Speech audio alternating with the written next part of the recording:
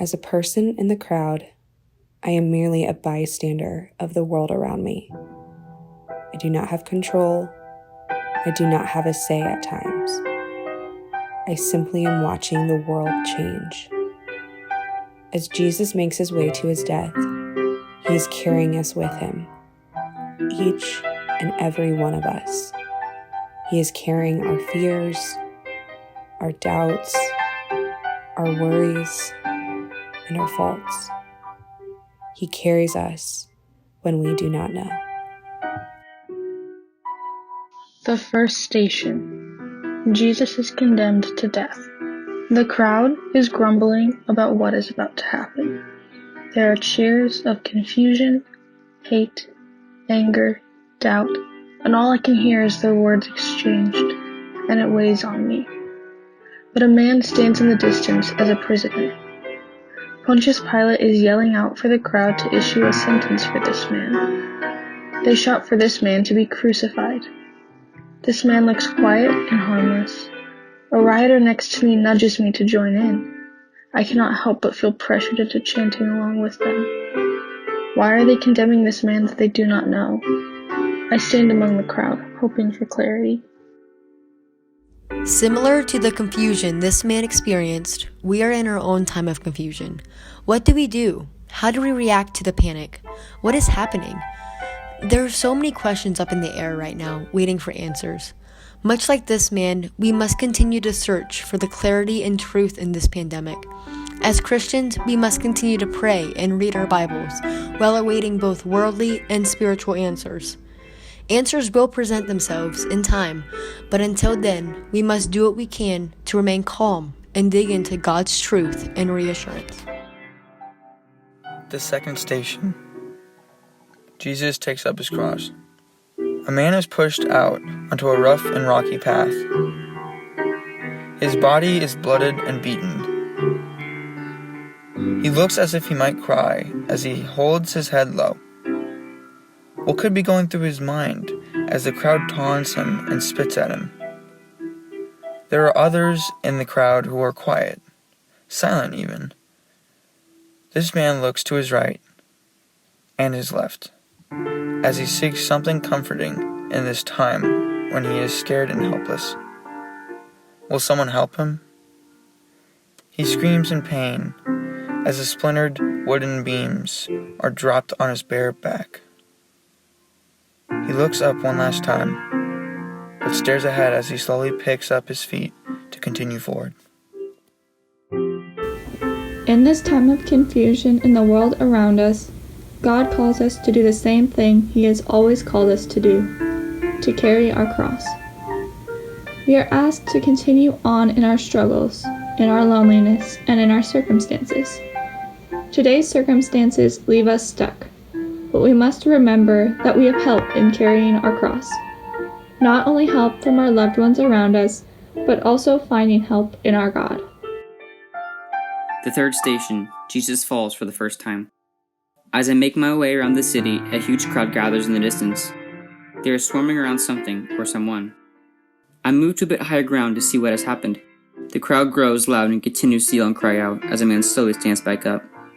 He is dirty from the mud and dirt he fell on. His eyes are almost swollen shut. Can he even see where he steps?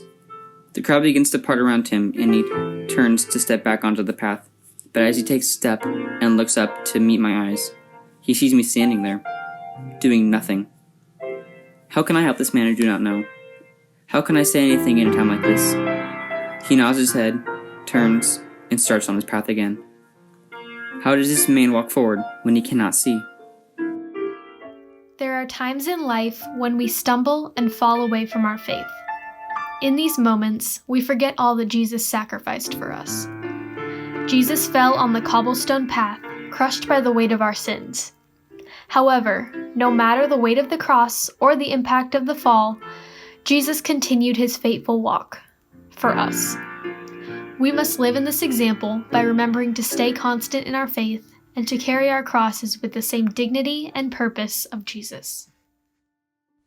The fourth station. As a soldier, I must walk this man to his death. He has committed crimes against the state, crimes I do not know, but this is my job. I must follow orders. I do what is asked of me. This crowd is reckless, chaotic. People are throwing rocks at this man.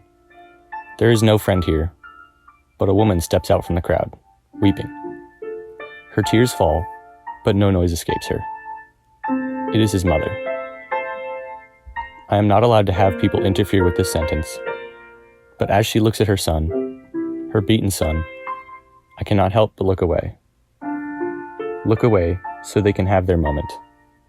A moment where they can say their goodbyes, and for a moment, just a moment, have peace when all ahead of them is the sadness of being apart. In the chaotic and technology-centered world, we often don't take the time we need to look up. We don't spend enough time together.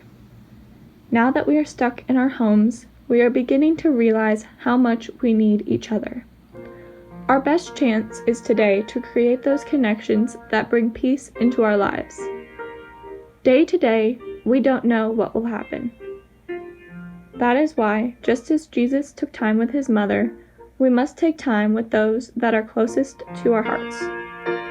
Bringing peace to each other at this time is what we are called to do.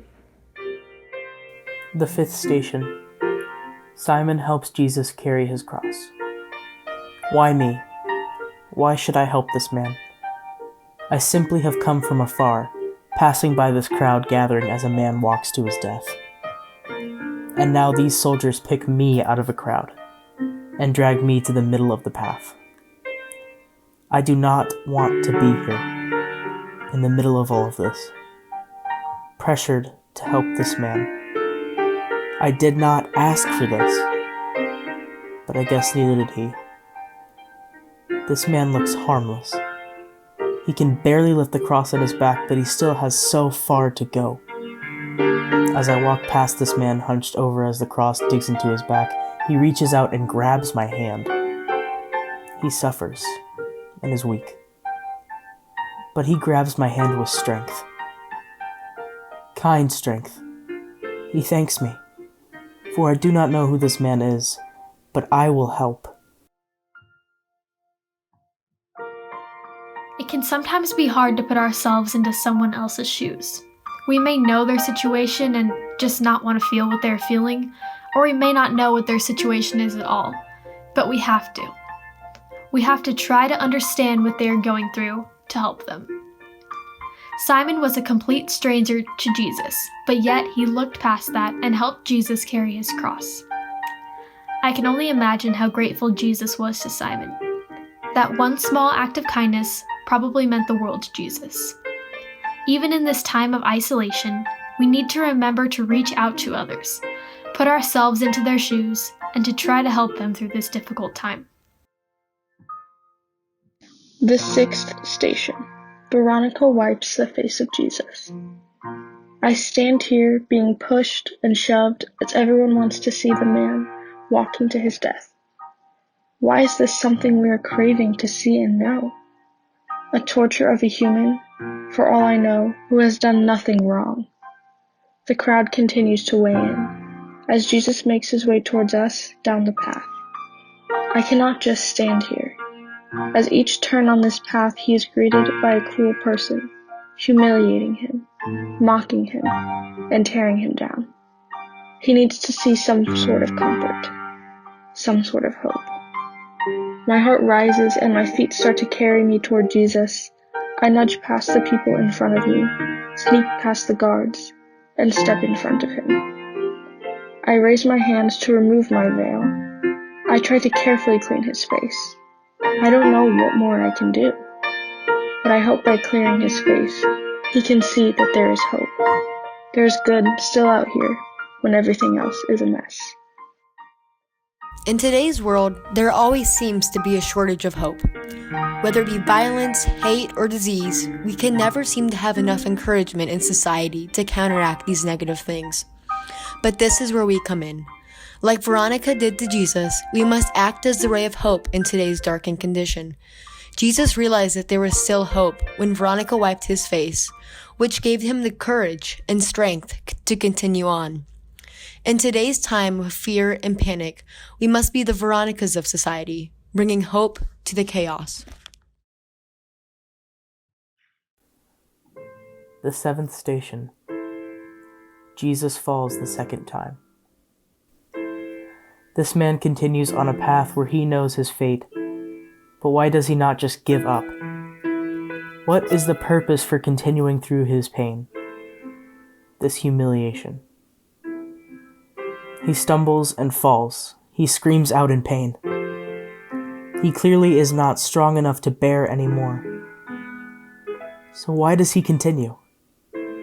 Why does he continue to freely get back up each time he falls to the ground? He knows what he is heading to, right? Why get back up? When he knows his death is upon that hill. Or does he get up to fight for something more? Jesus fought for us. He carried the cross for our sake. In these moments of falling, we are shown that it's okay to fall. It's okay to fail. Falling is part of being a human being. In the midst of the craziness today, the entire human race falls together. But in falling together, we are called to get back up stronger. Falling together means rising together. We will rise together, helping one another up from our lowly places, despite our seemingly hopeless circumstances. Jesus got back up because of the love he has for us. We must get back up because of the love we are called to carry for each other. The eighth station.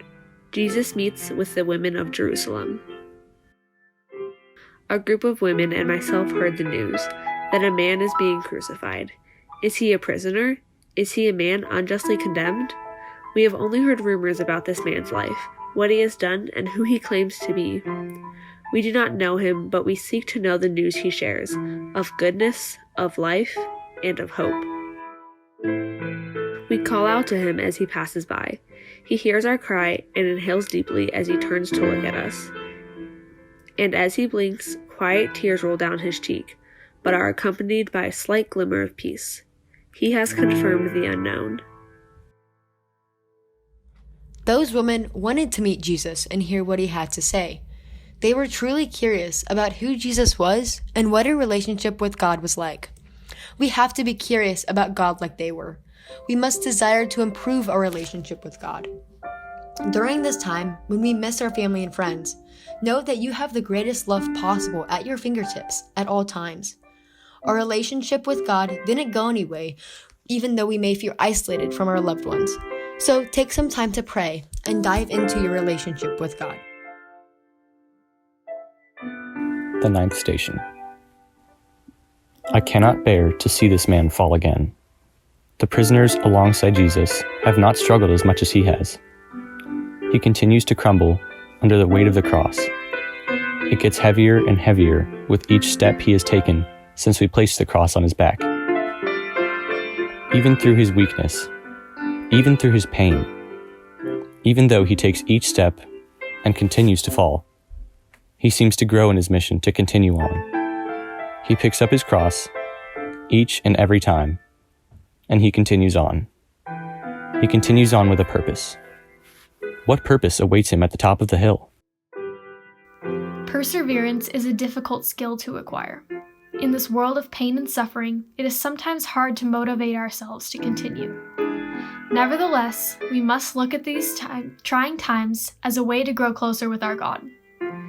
Jesus fell 3 times on his journey up the hill and still continued on, even though he knew of his fate at the top.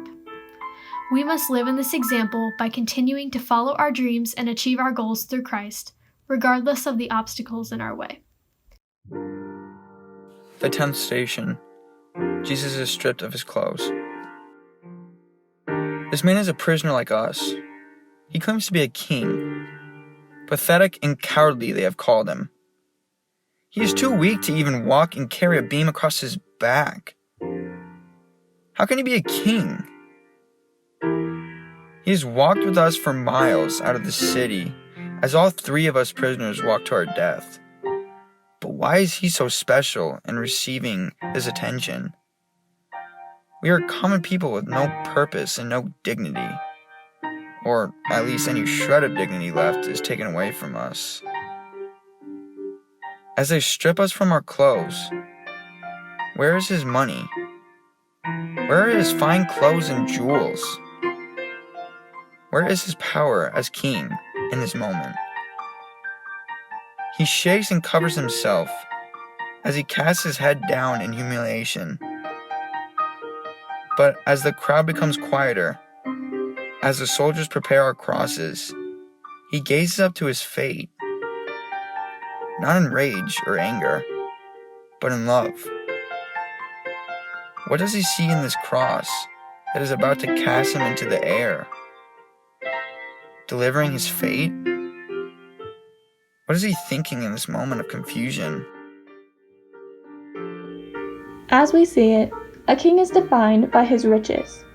But for God, riches are not the gold and silver we think of. In God's eyes, love is the richness that brings us to Him. Every day we are faced with immeasurable stress and challenges we feel we cannot face. But as Jesus showed us, we must gaze upon our path in love. When we do this, God's strength finds us. His love captures us in the times we most need it. In light of today, we must face our challenges with love. Love is on the offense, not the defense, guiding us to our King. The 11th station. Jesus is nailed to the cross. He is no criminal. He is no thief. But here he is crucified alongside two people that have committed crimes. I am one of them. With each blow of the hammer, I see my faults. I see my wrongs. I see the pain I have caused people. I deserve this fate, but not this man. What does he see? What does he feel as each nail pierces through? Walking beside him, he did not protest. He did not curse. He accepted this fate with a heavy heart as he continued to fall, as he continued to struggle. How can a person continue to show compassion in a time like this? How can I be like him when these are my last moments in life? For I will be no more. How do I try again when I do not know what is next? As this criminal depicts, he doesn't know how to respond to Jesus' patience and grace. Even through all the pain Jesus has experienced, he continues to show his Father's love to everyone he encounters. As Christians, we must work to follow in Jesus' footsteps and show compassion to others, no matter the circumstances. In today's state of fear and panic, we are challenged to be loving and role models of peace, even if the crisis is causing fear in our own hearts. We must continue to trust in God's promises and His goodness and demonstrate this faith to others. Although we are tempted to have fear and panic during this time, we must model God's goodness for others. The 12th station. Jesus dies on the cross. I cannot bear to see my son like this. Beaten, humiliated, torn down to nothing. He is my son. As a mother, as a parent, I want nothing more than to take away this pain. But I cannot. I feel helpless in a chaotic time when I cannot control anything around me. He looks down to me, and I look up to him. I can be in this moment with him. As much as it tears at my heart, I can be here with him. I do not know what tomorrow brings for me, for our community, for our humanity, but I know my son has a plan. He knows what we need to continue on. As Mary sees her son hanging on the cross, she feels helpless and confused. Why would God allow such a thing to happen to her son? Living amongst war, disease, and hatred in our world, we tend to feel just as Mary did, angry and confused at God. In times like these, we need to turn to God for help. He is our light and our salvation, and we must turn to Him when times are tough. Like Mary, we do not know what our future holds, but we must remain strong in our relationship with God to make the future easier to manage. For He is the light and the way. The 13th station. It was my job to see this through, to walk a man to his death. I go from beating a criminal down to nothing, to laying a man in his mother's arms. How could my actions impact something I believed I was entitled to? My job, my pride, my life? But these steps with a man who showed nothing but peace during a time of hate and chaos has changed me. This was not just a death of a man. This was something greater than I can even comprehend. Through the death of Jesus, we are humbled. We see the path that he traveled for all of our sins, and we are brought down to see our own faults. Not in vain, though. We see ourselves in peace and love. We have been taken from our own ideas and pulled into the will that God has for all of us. In our most humble times, God comes to us. Now is one of those times. We don't know what the future holds, but hate cannot pull us down in the face of love. Humbling ourselves to see his sacrifice brings us peace that we cannot fathom. The 14th station. Jesus is buried in the tomb. My friend is gone. I can no longer talk with him, interact with him, be with him. I don't know what is next, but I feel that this won't last for long, because he has talked to us about the wonders of his Father and the hope for humanity. He has talked about great love and kindness. There is more to the mess. There is more to this sadness than we can even imagine. I don't know what that could be, but there's more that he has planned for us. I might not know now, but I will. For if he did this for all of us, truly there is more.